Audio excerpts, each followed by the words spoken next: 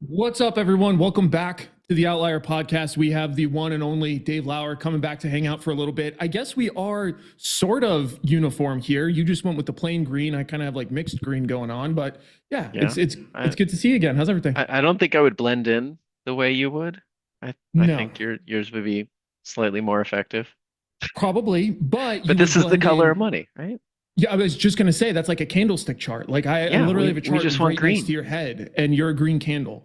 Yeah. So maybe that's your Halloween costume idea, or what? What Yeah, the kids will love that I one. was gonna say, what are your kids gonna make you be? Oh, I don't know. I usually don't. I like to hand out candy. That's my thing. I'll hang Well, out at the house. do your kids go? Oh yeah, yeah. I have no idea. We have not even talked about Halloween costumes here. I have no clue.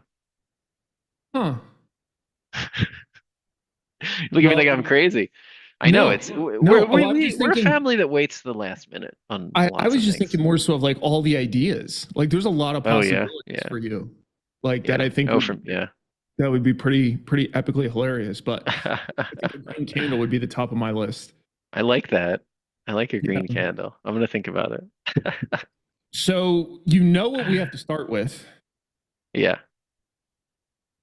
What's where are we at with inflation here? Inflation. Um, where are we at with inflation? I mean,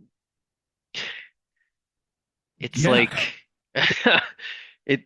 Well, all right. Where do you think? You ask lots of questions. I'm going to ask you a lot of questions on this one. No. I it's Where do my you think we're at with inflation? I already asked that. So if you respond, then I'll respond. You're my guest. I mean, the numbers. It looks inflation is almost gone at this point. Hmm. Interesting interpretation. It it doesn't mean that shit's not way more expensive than it was 2 years ago. See, inflation is the growth rate, right? It's not the price level. It's so it's the thing that economists focus on is how are prices changing, Uh-huh. right?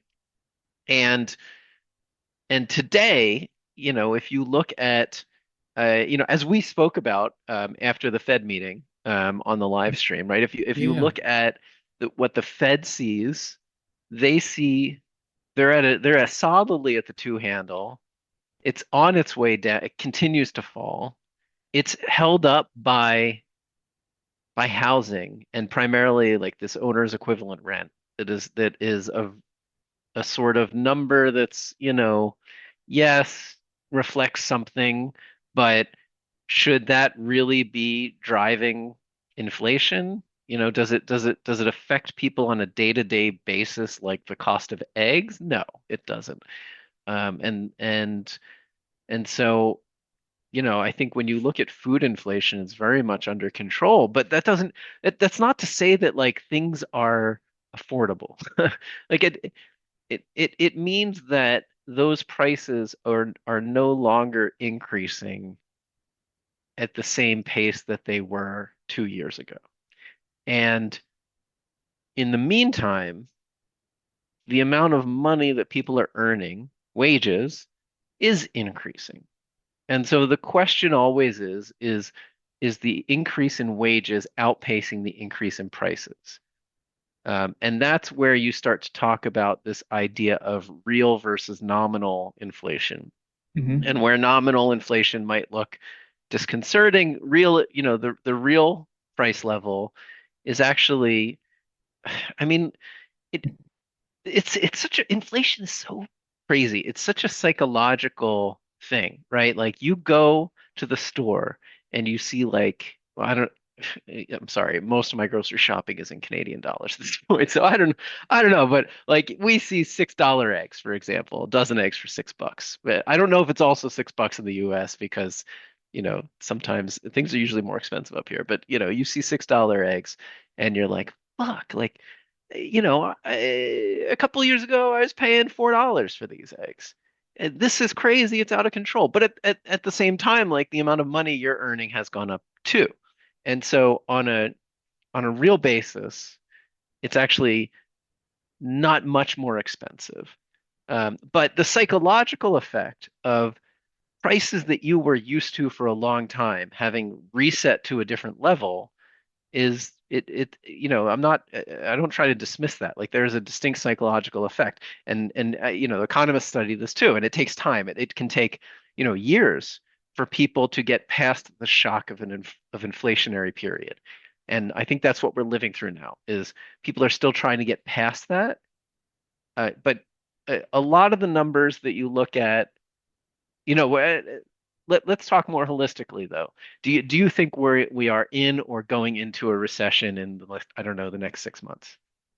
Next six, I would classify it lower probability. I would say next 12, higher probability, almost 50-50, I would call it. Okay. So I think that's a more interesting question because I think inflation is not something that lives in isolation. And if you look at the jobs numbers, the jobs numbers I think are flashing now. I think there's a red light that's flashing because the headline numbers look good, and it's primarily due to seasonal adjustments, which normally makes sense. And normally you have to adjust time series for seasonality.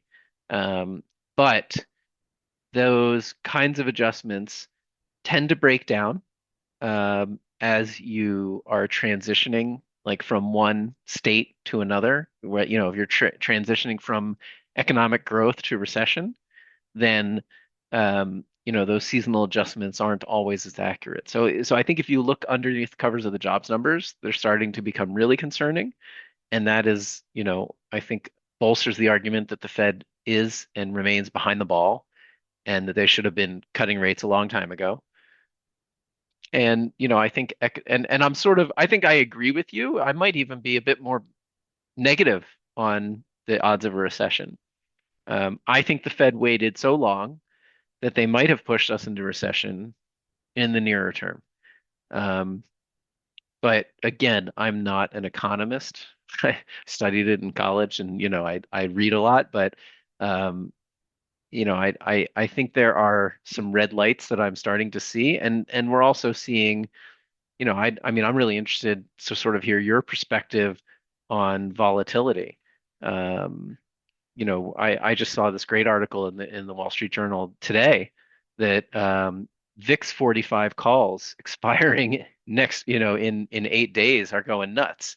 So, what does that mean for where the market sees volatility over the next, short time period? That doesn't seem reassuring to me at all.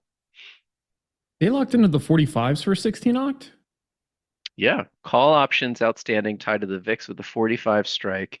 The Uh, Open interest went from like 100,000 to over oh, comparing 300,000. comparing to OI, yeah, because Yeah.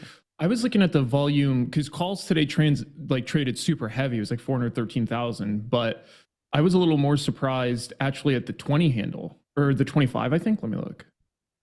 Yeah, the 16 oct 25s. They had 32,000 volume today compared to the 45s, which were at 21,000. In the 40s, I see at 12. So it's interesting that they honed in on those. Curious. Yeah, what does that mean? What do you when you see that? What's your interpretation? I mean, expansion and volatility. Now, whether or not it's a direct play, I doubt that for most of them. I have to imagine a majority of these is hedging a broader portfolio of some sort. Right. Um, and the duration is peculiar, Right. but my guess is I haven't looked at the calendar for the next 7 days into next week, but my guess is there's Yeah. stuff next week that the market is pricing right now. That Yeah. would be my inference. Let's see. That's actually a good question. I know I'm actually going to grab a calendar now too because I'm curious now. So what is it? The week of the 13th, and those are the 16 oct, which is strange. The 16 oct is strange. Well, I guess it's the only next expiration, so it could encompass CPI, PPI that's coming out later this week. So that's probably going Yeah. to be part of Jobless it. claims, CPI, And then PPI. Yeah. Next what's week, there's a holiday. Higher yeah, so I'm guessing it's manufacturing, that. other jobless claims, housing starts. Yeah. Doesn't look like anything extraordinary. Yeah, so I have to guess it's the Fed meeting minutes on the 9th, CPI, PPI, because those are going to move things quite a lot. That's my expectation, at least. We can also So look. if inflation comes in hot, then Fed's going to not cut, Well, did you and that's going see to send the market reeling. before we move on to the cut and the Fed watch tool? I threw into Chat GPT out of curiosity. The I wanted to Oh boy. know the purchasing power of one Canadian dollar in 19 versus 24. And it's 83.22 cents. Does that sound right to you? In in 19, what do you mean? 2019, comparing it to 2024. So meaning if you had one Oh, the dollar, value has eroded by exactly, 17%. exactly. That Um, now it's at 83 cents. 22. Yeah, I think that the inflation was worse here. That sounds right. Yeah. Okay, got it. I was just curious. I like I'll throw stuff into ChatGPT out of curiosity to see how accurate it is. I don't really Yeah. trust it that much, but yeah, because I use it to, well, not ChatGPT. I use Perplexity uh, as like a junior programmer, yep, and it's great for that. Great for that. excellent at it. Really impressive. Yep, great for that. Yeah, I think. Amazing, an amazing time saver. Oh, it's huge. I can only like. Could you imagine being like a high school kid now? Gosh. There's never a problem that cannot be figured out. Yeah, Like yeah. that's actually, you know, if I think about it, one of the reasons why we haven't kids yet is because I know I'm gonna have to help the little bastards with their homework. And Oh, I'm come like, on. and when they hit me up, like, you know, hey, because let's be real. The shit that an 8-year-old is working on, nobody knows that stuff. They're coming at you with some really heavy things. And you're Oh like, man. yo, Let me tell you about COVID, Eric. Oh my gosh, all right. School shut down. My daughter, when she was in like second grade, third grade, and she was struggling with math. And needless to, this is a house where like my wife has a master's degree in yeah, yeah, math, all yeah. right? And like I don't know, I'm not a slouch myself. And trying to teach her second grade math was a nightmare. I can A only imagine. nightmare. Oh my God. I I can't was even sitting tell there. you. I was sitting there thinking, like, if I had a kid during COVID, we would be looking at the same homework, same stumped. I'd be like, listen, bro, I know some about the Pythagorean theorem. Maybe try that, see if that works. And I remember my 7th grade teacher used to get real pissed off if I didn't use in a triangle when I was writing my proofs. So write it in a triangle somewhere on that paper, Oh, and then man. you'll be all right. Yeah, I had some neighbors that lived next to me in my old house, and I would go over and I would help their kids with their homework. Joking aside, I mean, I'm dumb, but like I can figure some of it out. And Stop it. I like, I, but some of that stuff, I was looking at them, I'd be like, listen, Jaden, I have no idea. I have so we're gonna have to come back to this one later, bro, and we're gonna Yeah. do some Googling together. No, I see. I can't wait till high school. Like I feel like high school, I'm gonna be Yes. able to help the kids out so much. Yeah, But the because earlier stuff, like I don't remember learning it. I know how to do most of it. I can't teach you how to do it for the life there's of no me. way. You know? There's no, yeah, it's literally like, especially when you're trying to teach like theoretical things, to teach Yeah. like a young person that it's like, you just have to accept this. And they're like, why? And you're like, okay, well, we're going to struggle with this part. You have to accept this so I can teach you the next part that's even more confusing based on this thing that you don't understand. Right. Yeah, that's right. Exactly. Um, so looking at the Fed watch tool, there was a really interesting change, and it's changing again right now, actually. Okay. Again. So 1 week ago, the probability of no change was 0%, meaning there was going to be a cut. Yeah. Now it's 13%, right? Is that what you're looking at? Yeah. Now it's 13. What Someone is positioning themselves. do you make of this? Maybe someone knows something. Because that's big. This is actually one That's of a the big ways. move. Yeah. This is one of the ways that I traded the last rate hike, the first one, I guess I should say, is because when you use the aggregated probabilities tool, oh no, I'm sorry, the historical. When you use the historical probabilities tool, you can look at the the variance in probabilities over for previous periods.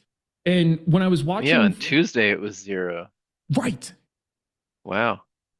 Friday and then yesterday. So that's just a 2-day move. Yeah. Wow. so riddle me this, Batman. Normally, I feel like we look at the markets, and this isn't even like satire. Like, I genuinely believe this. I think markets are smart. There's tons of super smart people committing tremendous amount of effort and capital to position and to figure this stuff out. Yeah. I am shocked to see that big of a change on that little of news, because I didn't see like some sort of massive new data that came out that would lead to like a massive repricing. Obviously, new information did come out to some degree, but I don't know what. Any thoughts? I don't know. All right, if you look at it as a time series, Yep. you see when they cut, that probability dropped real low, right? Like Are you just a looking in the couple seven nodes? percent. Here, let me grab my screen and then I'll share it so that Yeah. people can follow along with us. All right.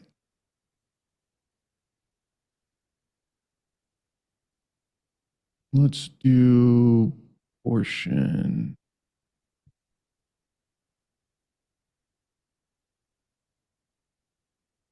Cool. Yeah, so look how it fell pretty hard when the market was certain there was another cut coming. And that was August Before, 5th. By August 19th, it's up to 60% that there would be no cut. See that? right here. And then it starts falling again and now bounces. I don't know. Is it a dead cat bounce? Does someone know something? I don't know. Like, it's back to where it was uh, Yeah, literally in less than a month February. ago. Oh, I No, was but thinking also back in like February. right. So yeah, so it's back to where it was in February. It's also back to where it was less than just a couple weeks ago. Yeah. So I don't know.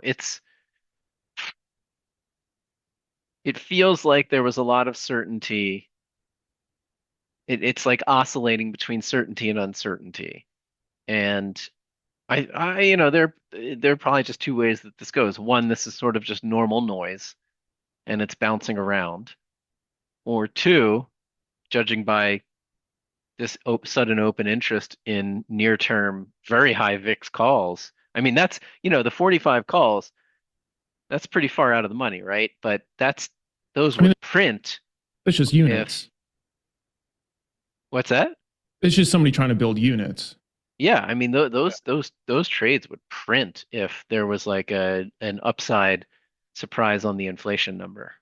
Well, I think the other great point, by the way, which interesting, like really interesting reading between the lines, because who knows, right? Now, one of the Who things that we knows? Yeah. can do is we could take a peek at those VIX calls and we can see what the build out has looked like. So let me pull this down super fast, grab this tool, and then we can take a look at this together. Because I like now you kind of have me pretty curious. Okay, here we go. So we can look at what the build out in VIX has looked like. And then let's just look at today. And then I need to get rid of some of these filters. Okay. So right now I'm sorting this by premium. So here's 16 oct. I'm only going to look at the 16 oct, which is what, next Wednesday. Hmm. So this, I mean, there's massive build out. Yeah, all across it. Literally everything 19, 21. And these are people that are buying those calls. Yeah, I mean they didn't pay a ton, right? But it's pretty far out of the money. Well, for the 40, and that's the whole play for the 45s. For those that are like not super familiar why they would go so far out of the money, it's not always because they're expecting the stock, or in this case, VIX, to hit 45, but it's because we, like you call it, like building units. You can put on way more of those, and then you just essentially play gamma. But you only do that when you're expecting a big move, or if you're hedging something very specifically that you need that kind of offset. But this doesn't look like, well, it's hard to say. I mean, it's impossible to say what the portfolio looks like for the people that are building out these 45s, but take a look at them. I mean, and these are essentially same exact time. So 4,000 there, 3,000 there, 3,000, 3,000. Yeah. So somebody's definitely building out. I mean, think about it like and the other thing to think about is that these are so far out of the money and so short term that it's highly likely that they expire worthless, right? Unless either it's a hedge, in which case it doesn't matter if they expire worthless because that means that the trade you put on is doing okay, or someone knows something. This is how you would look if you were insider trading. So This is why you're never supposed to insider trade like this, because the SEC is watching for these exact sorts of things. It sticks out. Like I literally have all different kinds of trade alerts literally designed. That's how I saw the ones I saw versus what you saw, was just because there was higher volume in them today. But it's exactly that. You just look for stuff. Volume is weird compared to OI, and you're like, huh, something's going on here. Right. Exactly. Well, let's take a quick look at this really fast. I just want to see the probabilities, which we can use this for. So if we pop into analyze, go to probabilities. So those are the 16 oct, which is super close. Let's check out the probability of a touch. This is using one standard deviation move. The probability of getting to the 45s. Right, exactly. Hold on. So it's it's literally sub 0.1%. Yeah. It's straight up off the scale. I'd have to zoom in. Yeah. So, in most situations, all you're simply doing is handing money over to the call writer in this situation. Look at this. 0. Yeah, it doesn't even register, so right? It literally needs a third decimal. Yeah. So paying almost any money for it is surprising. Is very surprising. And yet there's a pretty significant build out there. Yeah. What was that? What did we look at? We just looked at like $365,000 or $465,000 trades in that. Yeah, I can tell you real quick. In the 45s, I see 65, 55, 49, 48, 24, 24, 16. So yeah, tons. Almost 300 grand there that you just listed. Yeah, easy. That's not nothing. It's not nothing. Now, I have to be honest with you. My perception of like big trades has gotten so fucked up ever since I started looking at the GameStop stuff more in depth. I've gotten way into the weeds on that. And you realize that the cat is just wheeling and dealing multi-million-dollar lots and hitting. It's just my perception of reality is completely for broken. Sure. But those are like, generally speaking, those are trades where they're in the money or, slightly out of the money, or it's an underlying stock. Like you're actually getting something of value for those trades. Whereas someone throwing 300 on something that has a 0% chance of being worth something. Oh yeah. That's yeah. That's somewhat more unusual. And it's to your point, it's very indicative of something. Now, with something like the cat, the way we interpret his trades is completely different. I don't know if you know this, but I literally started a series on Saturday. I do a live stream, and we went through his Reddit profile. We went to the very first post. Oh, yeah? No way. We deconstructed every single trade, and we're like going post by post. So I think we're on like episode like 6 or 7 now, but we're like just getting into the 2024 stuff. And I've learned a lot of fascinating things about the way that he does stuff. Actually, that would be fun. I just realized like there's not too many people that I talk to that are at least like generally familiar with options markets. And I forget that you know more about them than I do. So Definitely I want not. to Okay. Probably. But let me That was where's that Anchorman meme? I don't believe you. Let me show you this because I'm actually really curious some of the things that I saw, not even analyzing the cat, but just like a general analysis of the methodology is interesting to me. And I'm very curious what your opinion is. So here, I have to zoom out. I'm just going to give you a verbal overview and then we can look at specifics just because this is like my workbook. As you can tell, it's labeled workbook. And so nothing in here is formatted nice. This is all just a bunch of bullshit that's cobbled together so I can see information. That's it. So the entire genesis of doing this was not to efficiently go through all of his old trades, but it was actually to like, for me to physically see them, go to the chart, see what it looked like at the time, right? To like really build a relationship with what it looked like was going on. And there's a couple things that I found really fascinating. The first thing is I found when analyzing all of his old options trades, a really strange tendency. It was almost binary where trades were exited shockingly pretty early or shockingly very late. Mm-hmm. The majority fall into the very late category. So for example, one of the ones that I haven't been able to put my finger on, and I don't understand, is these sets of trades here. So GameStop here was trading around like 369, I think. And he had 15 Jan 2021, and this is 25 Nov. He had 15 Jan 2021.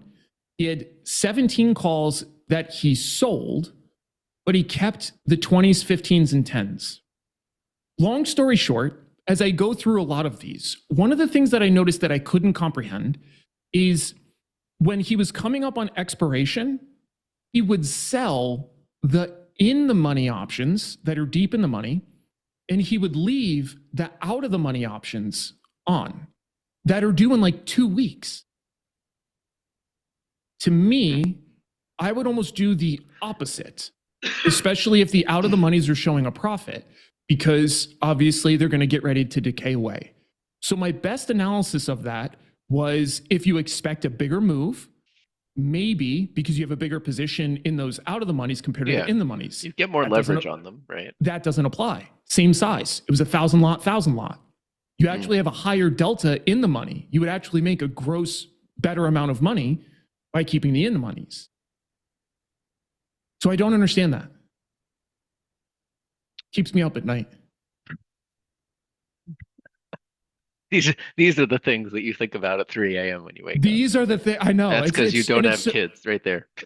Well, it's that, and it's because I have this fucked up obsessive personality. And one of the things that I find so infatuating about the cat is as I look at his stuff, there are so many departures from like what we would consider optimal money-making logic, right? Like another thing I can tell you definitively is the dude doesn't use stops.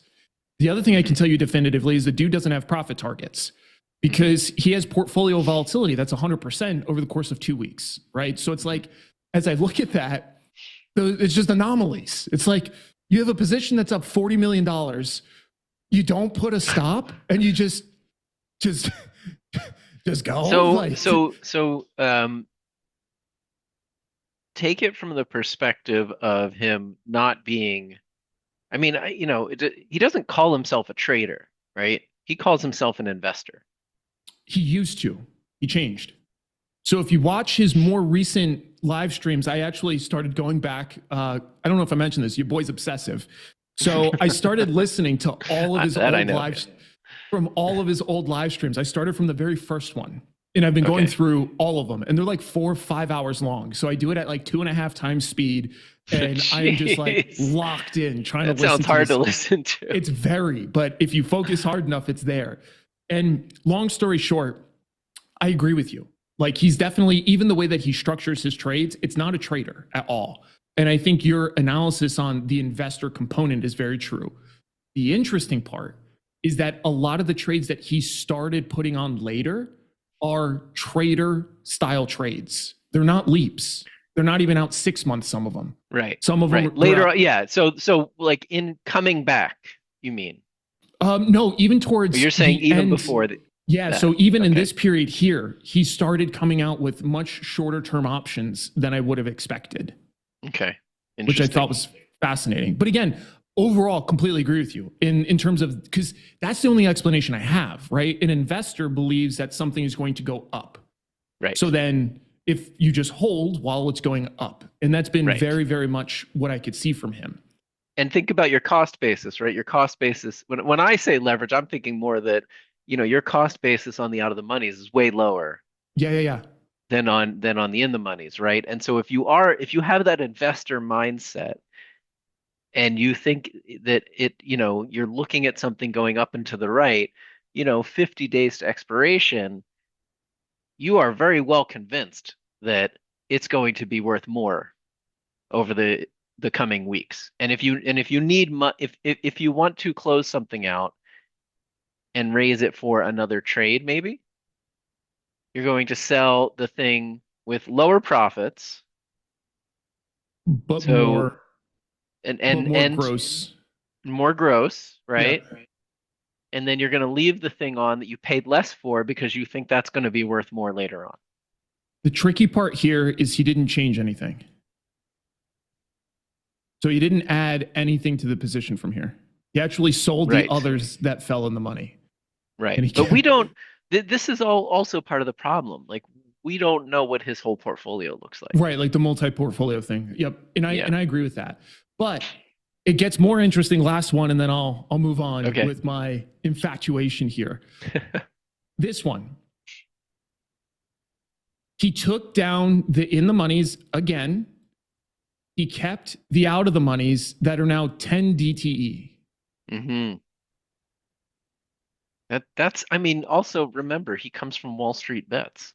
Like that's a degen move right there, right? It's nuts. You can't forget where he comes from. Nuts. I just You're I looking for logic in Wall I Street am. Bets. And the funny thing is that that's actually been one of the biggest things I've learned as I'm like looking more at this stuff is like I have to remember, because one of the things that I also picked up very definitively is that early on he said, like this is his YOLO update, right? That's what went on Wall Street Bets.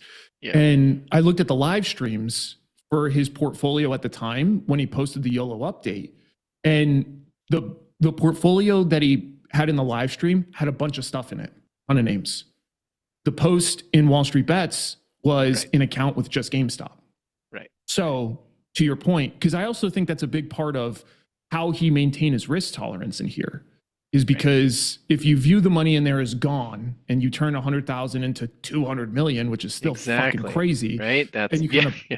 and you kind of pull out what you want, because I did track every single cash change in the account, like on a total variance delta. So like I looked at the total portfolio value changes and stuff. But the one of the questions I had for you when I was looking at this stuff, because I was actually talking to a buddy of mine that was a market maker yesterday. He used to make options markets.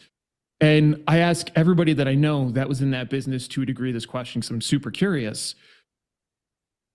When you see these kinds of orders coming in from a market making perspective, right? So let's say his latest position where he's building into, multiple hits, 2 mil plus size, and it's over the course of a few days. From a Yeah. market making perspective, you see that. What's the Quickly you what's the see it, yeah. internalization? Are you trying to front run and like move with that order thinking it's informed? Like what is it? Oh, I mean, I think you're looking at it as a highly informed, highly toxic order, right? Like this is an order that your risk as a market maker is really significant. Now, there are multiple options market makers, and so first, you are likely getting hit and backing away. And so then the next one's the one that's taking on that next chunk and then So kind of backing spreading it away, out. right? Yeah. So it does get spread out. It's not like it all gets concentrated at one firm. Um, and I mean, you're talking about GameStop, which is a very liquid stock, right? Like it Mhm. trades. And so Yes. it's not crazy to be hedging and to be delta hedging and to increase that hedge over time. Like you don't have to hedge the whole thing, and you're probably earning some really fat premiums on it, right? Like he's paying for that. And Yes. that's the thing, especially with like GameStop options, is they are just priced Yes. like I mean the premiums are crazy, right? And Yes. people pay them constantly. It's like a money printing machine for market makers. Um, until it isn't, of course, and there have been times where it's gone crazy and that's really screwed over some firms. Um, even on the equity side, where that if that flow becomes completely one-sided all of a sudden, and that thing, and it starts to go parabolic, like that is a destructive force. But the outside of those, just handful of times that that's happened, it's just a money printer, really. Right. And And do it's you think, hedging that is I don't think is that hard. well, especially now, because I think one of the prior arguments is that I didn't realize that we're going to start talking about, I love this. This is great. It's about GameStop now. One of the things that I didn't fully understand, though, is there's this big perception in the community, the like ape community. I'm like, I try to understand like what they're seeing because they find a lot of fascinating information, and I find it Oh, they falls do, into yeah. two. I find that it falls into two buckets. Some of it is like this really loosely connected tinfoil stuff, and then other things, there's almost like a direct connection, it seems. Hmm. And one of the theories that they had essentially was that some of the market makers were under hedging, which, well, your compatriots like to do that from time to time because y'all be fucking greedy. And when something like GameStop, though, is trading, I have to imagine, especially after 2021, they're biting the bullet and just hedging. Is that probably a Right. fair guess or no? I think that's a very fair guess. Yep. Yeah. Especially on the option side. 100%. Like there's too much intense idiosyncratic risk in this name. I don't think they take big risks, and there's no reason for them to, because the premiums are so high, right? Like they're making so much money on it. They're hedging that as soon as they can. Got it. And then do you think the systemic risk in something like GameStop has changed with the new share offerings from a market making perspective, Gamma Squeeze perspective, not from all the other stuff? Uh, yes. I mean, I think that um, those like from a company perspective, I think have been an excellent idea, and Sure. it gives them stability, sustainability, a war chest. They can weather anything at this point. Like they're not going out of business, right? The short thesis from a bankruptcy perspective has been taken off the table. That being said, like there's still a short thesis that the company is overvalued, but it's never Hmm. it's not gonna go to zero. And so that's done. And so if you're a short seller and your game is trying to identify companies that are going to go out to business and short them until they're delisted, that this is no longer that situation. But yeah, I mean, there's just a huge new supply of shares, and likely many were sold to folks with short positions. So, I think that, yeah, I think that it's hard to argue the actions from a corporate perspective, but Right. if you're looking at it from a short squeeze perspective, yeah, it You'd be probably bummed. took the wind out of the sails. Yeah, Yeah. for Um, sure. Another question for you from just a market making perspective. One of the interesting things that we see with something like GameStop is the out of the money options as far as you can go. Yeah. They get hammered But consistently. yeah, that's what I mean. It's market makers print money on that. So my question though is I don't think it's market makers obviously establishing positions there. My best guess is that's some sort of hedge fund or some sort of institutional position, like just building units. But I don't know if that's right. That's just my best guess. Oh, no, no, no. I mean, you think they're institutional buys of It's those my crazy out of the money options? I think it's I mostly retail. the problem with that is some of the size, and I agree with you. I I absolutely haven't agree. looked at the tape, so I don't know what Yeah, size because it I was going is. to say some of the size doesn't read that to me in Okay. terms of retail. Because like you'll see the 125s or something like that going off for like hundreds of thousands sometimes. And I Okay. just sure there's some retail that can squeeze that out, but like you can't do that consistently. No, I And mean, it to me what that sounds like. So I mean, that sounds like a tail risk that's kind of exactly my fund, guess. right? Yeah, that's Yeah, exactly yeah. my guess. I mean, Okay. these guys who are always losing money on out of the money options Just until waiting they're for not, and they make their whole year in a day kind of thing. pretty sick. Tough business Yeah. model. But I mean, there's a great book, Chaos Kings by yeah, Scott Patterson. Did you read yep, that? I Okay, did. so Yeah. like Universa, that's kind of their Yep. model, right? Is they're buying the things nobody wants and then they're selling it back to them when everyone Yeah. wants them. It's a Yep. great model. And they're just, yeah, well, as long as you can stay in business long enough.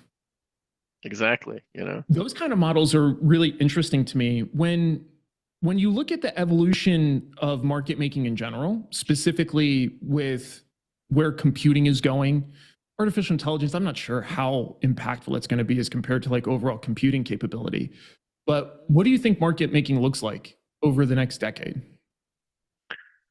Oh, that's super interesting. I mean, I think that crypto with like the AMM system, Mhm. I think that that's like one of the first sort of uniquely innovative steps forward since like the advent of high frequency trading, I think.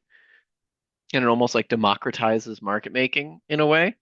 Um, and it's still not quite there because there are problems, like it's hard. It's hard to actually make money doing that if you don't really understand. Like it's still not the kind of thing where you can make, gobs of money without knowing anything. But to me, like that level of automation is something that I think we should get to. That like this shouldn't be a small group of firms that controls markets, which is what we have today. And it would be best for markets in general if it was far more fragmented and diverse. Don't you Uh, think don't you think if computing power and stuff like that, using that as an underlying assumption, don't know if you know how impactful or which way that's going to go, but wouldn't you wager that if computing power becomes an increasingly important component to market making, wouldn't that further centralize market well, making? that's what has happened. I Mm-hmm. mean, computing and data analysis capabilities is everything. Like if you look at there's a firm, it's less well known in the US because they're much bigger overseas, but they're called XTX. Okay. Um, and I think they have one of like the world's largest supercomputers, like for AI, like their GPU farm is like one of the top in the world because like that's all they do is market making. That's it. And that's been the case for a long time. I mean, since I've been involved in markets in 2005, um, the ability to crunch data faster than the next guy and to crunch a lot of it has that's where edge has come from. And I think that has led to concentration in the market. That's where we're at today, I think. And so When I hope that we get past that. Like there has to come a I time see where that kind of computing power is sort of readily and freely available. And if it's available, sort of like right? an AMM type system where, everything kind of gets built into these automated contracts and anyone can kind of put money into the contract, which is managing markets and liquidity and earn money off of that. That to me it's where market making becomes a complete utility rather than something that just a handful of firms, can control markets with. I see. That's fascinating. Yeah, because when I originally think about it, I think of it as right now, to your point, to get more computing, it's super resource intensive. But exactly, if it starts to become more readily available, that could be a pretty significant flattener. Yeah. Yeah. When when you look at the job of market making, one of the things I notice when I talk to different people in different communities, they have different perceptions. A lot of people view them as like the boogeyman. That they're out there just trying to fuck everybody, which I mean, to be honest, I wouldn't run it by them. But I mean, there's a thin line between I want to make as much money for myself as possible and I'm going to fuck everybody, right? so going off that, if they wanted to fuck everybody in the current structure as it sits now, what are some of the ways you think they could do that? Um, I think when you look in some names especially, the concentration in one or two firms is staggering. And these firms control the price of those stocks, completely control it. So, you know, they can do what they want with those stocks, and they do. So one of the things that Irvin does is we look for market manipulation and we work with public companies to help them identify market manipulation.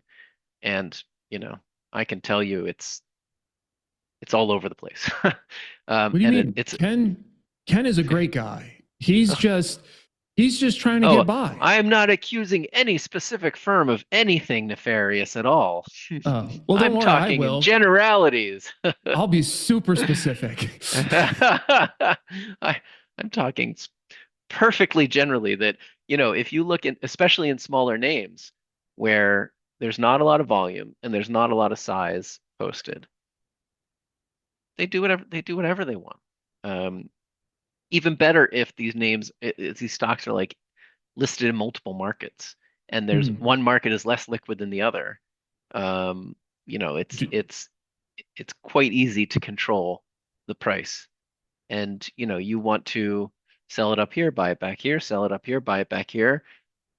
You You just can run it. you can push it around, yeah. And so, I think that um I think market makers have learned that there is sort of a base level of manipulation that they can engage in and where they can um, withstand regulatory scrutiny because they can overpower the regulators with intellect and data and complexity.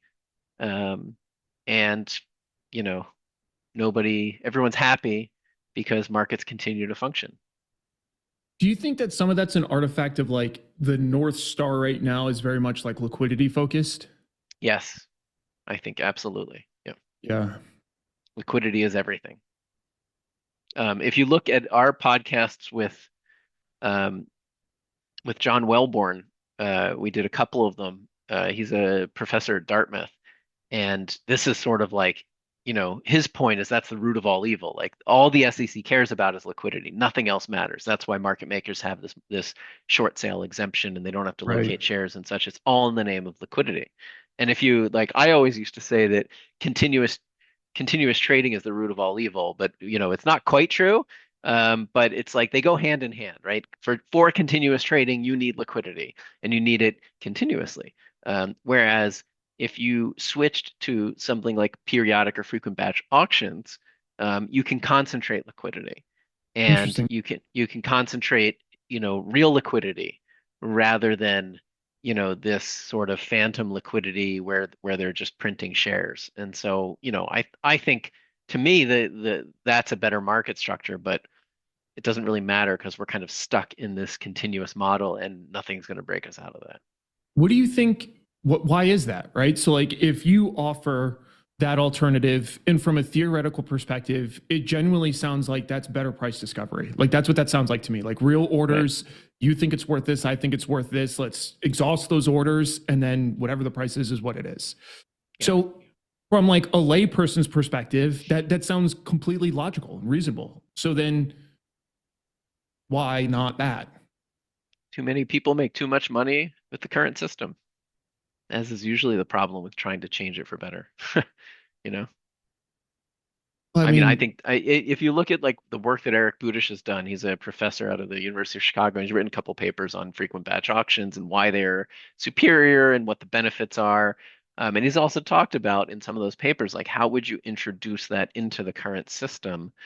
And it's hard. It's not something that can probably happen naturally or simply. It's something that, it's sort of there's this if you just have like one spot over here where you have these auctions, which they are offered by certain providers, but then you have this entire market over here, 99% of which is continuous trading.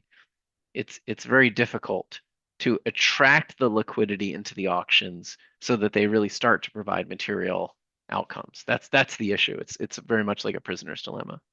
Interesting. When you look at a couple more questions before I let you skedaddle, I know you have, well, I mean, you probably have like important shit to do, but I always enjoy the ability to just ask dumb questions for a while. But taking this back to GameStop, what do you think the manipulation prospects are for something like that? Because GameStop, I find, is a little bit of an anomaly because it's not super illiquid, it's super volatile, it's heavily traded. So I think of like these different factors that kind of weigh out differently, and I try to think of like how much could a market maker manipulate something like that? Any thoughts? Yeah, I don't know. It's really hard to say. I agree with you. Like when I talked about it being liquid earlier, it was really more strictly from the perspective of like, an options market maker who needs to hedge. Mm-hmm. But a lot of the liquidity has been sucked out of the name because of DRSing and a lot of the holders are long-term holders. So it's kind of a really funky and weird situation. And I think anytime something doesn't trade a lot, it can be manipulated more easily than something that does, obviously, right? But there are so many eyes on it. Seems like there's more risk in doing that. At the same Well, time, like there's a lot of money involved as well, right? I look at stuff like even the base stock volume, though, right? So right now there's what four? Well, Thinkorswim is telling me 446,000 or 446 million shares. I don't know if that's accurate or not, but just taking that at face value, That's the the volume. outstanding shares. Yeah. Yeah. Yep. Yeah, which has changed dramatically because of, At these the offerings. markets. Yeah. Yeah. Because then I look at the volume today, it's 4.8 million, call it. So as a percentage of outstanding, that's like a decent amount of volume. Like that's still relatively heavily traded on a percentage basis. Even if you compare it to something like Apple, I actually think this is more heavily traded than something like Apple. Yeah. I don't know, man. It's like it's a Yeah. GameStop is such a weird situation. It's hard. I find it hard to understand like the trading dynamics. Price movements seem crazy to me. It's frequently, gapping, but there seems like no rhyme or reason to it. Not much. Yeah. It's yeah, I don't know. Yeah. A bit of an anomaly. Yeah. I was Yeah. always wondering if there was like some sort of factor analysis or like manipulation. Because I was actually trying to look for papers on that to see if I could find anything, and no luck so far. Are you familiar with anything like that? Um, Trying to think. I'm not. I know that there was some work done, some academic work done, um, after the SEC's analysis came out of the 2021 trading. That Um, analysis was a fucking joke. yeah. I thought Uh, that was a straight joke. Um, But yeah. And that's what the academics came together and they said, we disagree with you, SEC, that this was yeah, not a like gamma squeeze, right? And I thought it was pretty good paper. got it. So I would take a look at that, but it's, at this point also it's also very dated. Got it. Yeah, because I'm always trying to find just stuff that to try to like quantify and qualify some of these things. Because I think one of the things that I try to do, especially for like the ape side of the house, is because I think so many of them are so used to being deceived, lied to, and then everything gets written off as manipulation. Yeah. So Yeah, then that's it's true. like, and I understand that perspective, but I also think that leads to like going too far and thinking like everything is fucked. For sure. So Yeah. I try to find stuff like that. If and I'll keep looking, and if I do find anything, I'll let you know. But one of For my sure. hopes is Yeah. to be able to find something related to that and see like if there's been a decent analysis done. Yeah. But I've not seen any of that yet. No, me neither. Um, Yeah. cool. Last question before we wrap. Any new exciting up and comings from Irvin or from just stuff you're working on? Yeah, I mean, Irvin is doing some interesting things, and I encourage you all to go check out irvin.finance and join the conversation there. You know, it's there's some good investment ideas on the platform, people doing research. It's neat to see. A big part of what we're focusing on is connecting public companies to their investors. But as I told you before we started this today, it became public that we, the investors, our advocacy effort, and Irvin have sued the SEC um, over the final Reg NMS rule that was adopted a couple weeks ago. So I can't really say much at this juncture on it, but I've never sued the SEC before, so It'll be a learning experience for it's going to everybody. be a learning experience. Yeah, super interesting. One question on that, and again, if you can't answer, obviously shut it down. But I'm curious, like what was the thought process leading into that? Like, obviously, there's a culmination point, right, where there's something happens, something happens, something happens, and then at some point there's a okay, fuck this, we need to do something. What was like that culmination point? Yeah, right. I'm not sure what I can say at this point, but Okay. you know what I had high hopes for what the SEC was going to do in this rulemaking, and um, I think they did a lot of good with it too. I don't. This isn't sort of something to say that this is trash because it's not. I Right. just think that it fell short, Missed some and important stuff. Yeah. yeah, and it's you sort of get to the point where you're like, what else can I do, right? We spent time talking to them. People sent letters, you know, by the thousands. Um, and and you get to the point where, okay, you've exhausted every avenue. You've tried everything you can, and there's sort of only one action left to take at that point, really. Yeah, totally fair. And the reason why I asked that question is just because I want to highlight the fact that like you took action, right? Because lots of people will gripe, complain, be disenfranchised, and that's something that we, the investors, has continued to do, right? Is to take action, and there's not a Yeah. lot of places that we see that happening. So obviously, I'm always a huge supporter of that community, the movement, but also like genuinely like thank you for taking the time to do that because it is a little bit thankless. I'm sure you get no shortage of criticism from everybody because that's the nature of doing anything. From But everyone, yeah. yeah, don't worry, because I still give you shit too because Wagyu sucks. Wagyu is garbage, and there is no other way around it. There's no other way Insanity. around it. Insanity. But it takes a lot of effort to do stuff like that. And it takes time, money, resources. So yeah, it's super cool that you and the rest of we, the investors, continue to beat that drum because otherwise, yeah, you just kind of look at it and you're like, damn, this sucks. And then nothing happens. So I Yeah, think yeah. I everybody's, I think it's easy to get for people to get dismayed and to pull back and to say there's nothing we can do. And that's what they want, right? That's what they're hoping for. So, I think that m maybe people wanted us to do this sooner, and I never really saw. I would never, if you had talked to me very recently, I wouldn't have said this is anything that we would do. But you get to the point where conditions you change. have you have taken every action you think you should at every step of the way, right? You've done as much as you think you could do each time, and it doesn't work. And so you can do one of you can throw your hands up, or you can find the next thing to do. And I tend to be just someone who looks for the next thing to do. I'm kind of an eternal optimist in that way, which is the only way Yeah. you sort of stay in the reform game after many years because it's a maddening process. Yeah. Yeah.